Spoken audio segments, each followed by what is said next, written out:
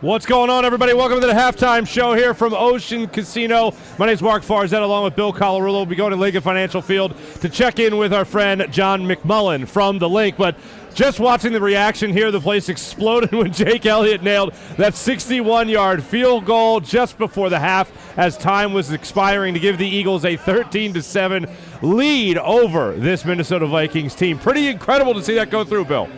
A wacky first half, Mark. A wacky first half. Wacky is the absolute way to put it, especially when you talk about what led to that. First off, the Eagles, after Justin Jefferson, as we both agree, dumbest rule in the NFL, but whatever, it benefits the Eagles in this case, so we'll take it. He fumbles that ball out of the end zone, trying to extend across the pylon, across the goal line.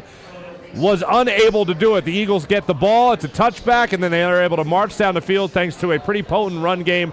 When I say march down the field, at least get it in field goal range for Jake Elliott, which apparently is anything within 62 yards, I guess. But that was a pretty special end of that first half. Yeah, thank goodness for Jake Elliott. I mean, you saw it last week. The reason they beat the Patriots is because how good he was, NFC Special Teams Player of the Week. But everything we thought we would see, we're seeing. The Vikings turn the ball over. The Eagles are running the football. The one thing that we're not getting is the passing game. This Minnesota Vikings defense is not good against the passing game. And Jalen Hurts, I don't know if it's Jalen Hurts. I don't know if it's Brian Johnson's play calling, if it's route design. But they cannot throw the ball in this game. 10 of 13 for only 84 yards. Finally, I think Nick Sirianni probably went over to Brian Johnson and said, they're running a too-high safety, run the damn ball. They run the ball 13 out of 16 times on that long touchdown drive.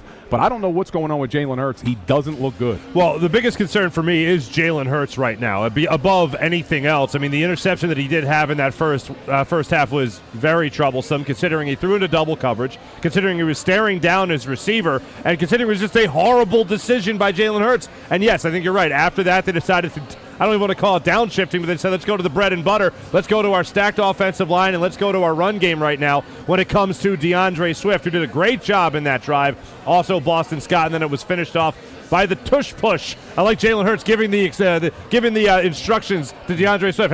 Hey, new guy, come up here, just push my butt. Just push my butt for a touchdown. That's all we need. Let's go to Lincoln Financial Field right now, checking our friend with John McMullen. John, an up-and-down first half. The Eagles finally took control with that run game in the second quarter. What's your reaction to the Eagles' first half?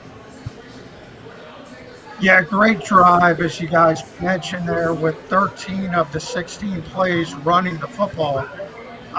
Just completely domination from the offensive line. That's what that was about.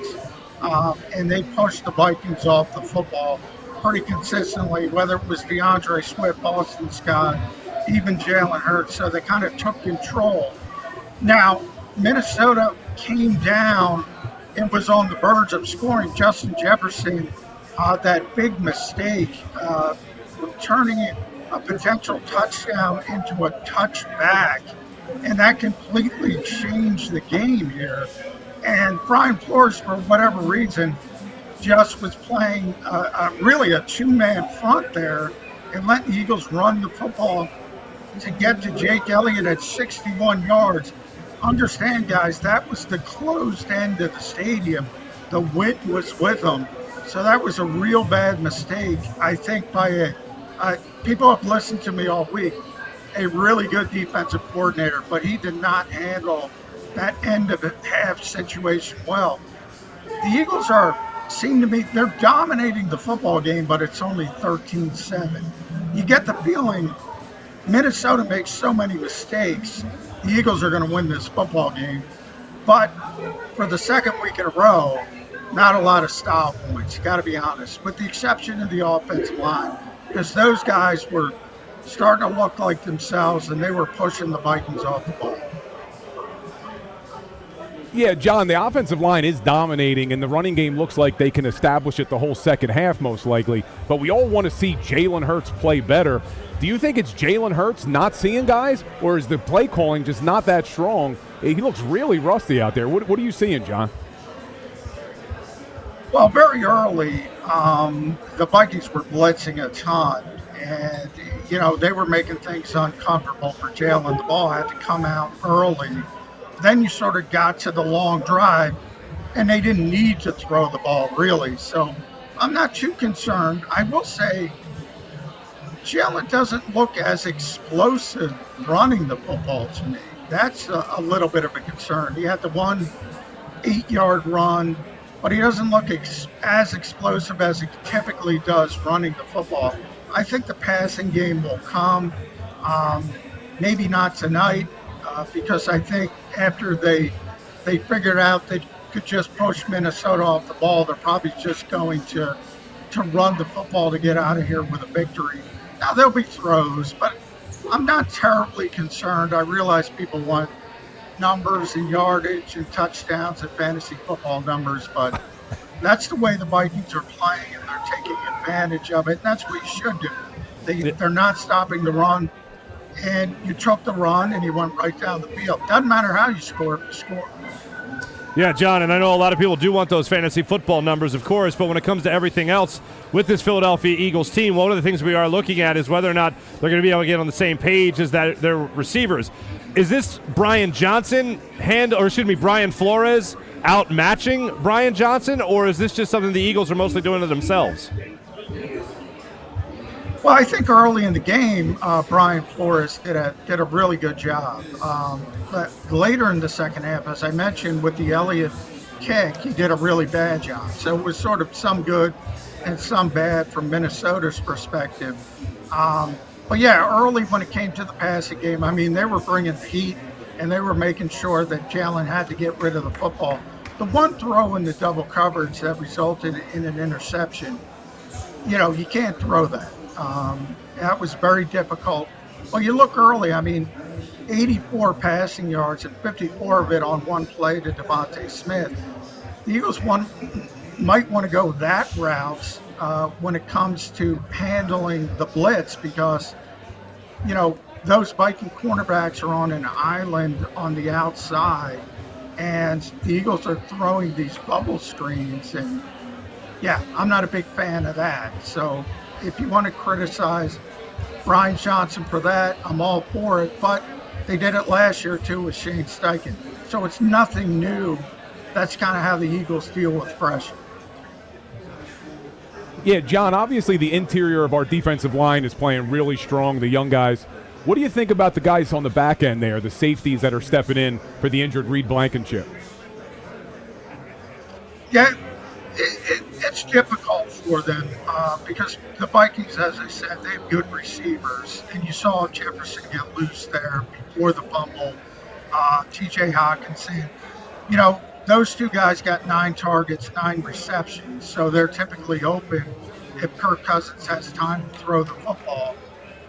If James Bradbury's out there, maybe it's a little bit different. But they're making do with what they have. And I said on the pregame show, it's going to have to come down to the interior, and they played well. And they, you can't get home on every play, but I think it's pretty consistent. The Vikings have 9 yards rushing, so they've taken that away. They've made them one-dimensional. And I think as you see the second half move on, now Minnesota will get the football first, so they'll have an opportunity. But if they don't score and the Eagles are able to extend this to a 2-score game, then I think you start seeing the desperation, throwing the football one-dimensional, a chance for even more turnovers, and the Eagles already have 3 of those. John McMullen joining us from Lincoln Financial Field, host, of course, of Birds 365 here on the JAKIB Media channel. John, thanks so much, brother. Appreciate you. So, Bill, we're going into the second half now. What do you want to see in this second half from the Philadelphia Eagles? I'd like to see them keep running the football. We have a really young defense, a lot of new players out there. Let's win the time of possession battle like they've been. I know the offense doesn't look as great as a lot of people are hoping, but we have a 10-day rest from today till we play on Monday night. Let's get out of here with a 2-0 record, and we can fix things when the game's over. You're not going to fix it tonight. I could not be more on the same page with you. Jalen Hurts does have me worried. Brian Johnson does have me worried about the rest of the season. But you're right. You don't fix it tonight. Stick with what is working for you. That comes down to the run game, and that comes down to the phenomenal play you're seeing especially from the interior defensive lineman. Jalen Carter, as we talked about in pregame, he is easy eating tonight. You're also going to a guy like Jordan Davis who is getting that pressure up the middle as well. I love to see that. I want to see that continued pressure coming up in the second half. Now, before we go to break and before we throw it to that second half of play, I do want to tell you guys about a wonderful partnership between JAKIB Media and EBOD. This is fantastic. Score for a cure. Go to the big game sweepstakes we're having right now with JAKIB Media and EBOD to help fight and combat Alzheimer's. So this is what you want to do. You want to text SCORE to 833-202-9835. That's 833-202-9835. And you want to also make sure that you have your correct promo codes going on there, too, to make sure you can pick in this golf outing that we're going to have via Topgolf. Team Miss, Team Seth for Seth Joyner, Team Miss for Mike Missinelli, Team Gunn for Team Derek Gunn, and Team Farzi for my squad that will be going into a competition over Topgolf to help raise money and for you to have a chance to win tickets to the big game in Vegas coming up in February. So make sure you guys log on and text those promo codes for a chance to go to the big game. Bill, we're going to be back with you guys in the post-game show brought to you by Pondla Hockey coming up after the second half of play, and hopefully the Eagles closing out a victory. Thanks for watching.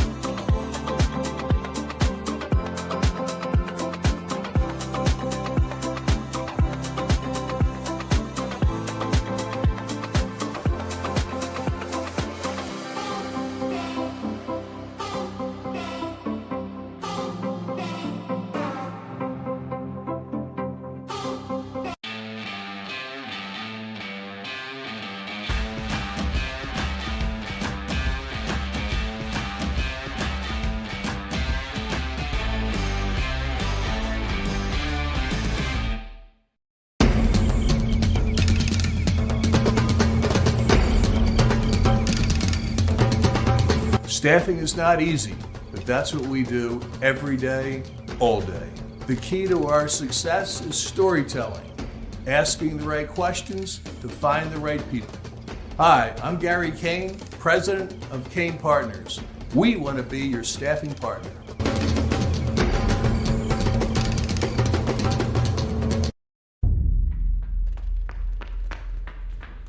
Some say courage is something you're born with.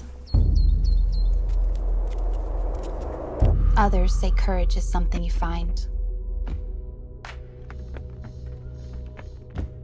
In every generation throughout history, courage has been celebrated, sought after, needed. It holds the potential for a life of impact. But what if courage isn't just something you hope for or stumble upon? What if courage is something that can be shaped at a place that inspires you, where leaders invest in you, your community believes in you, and your life becomes something bigger than it could ever be alone?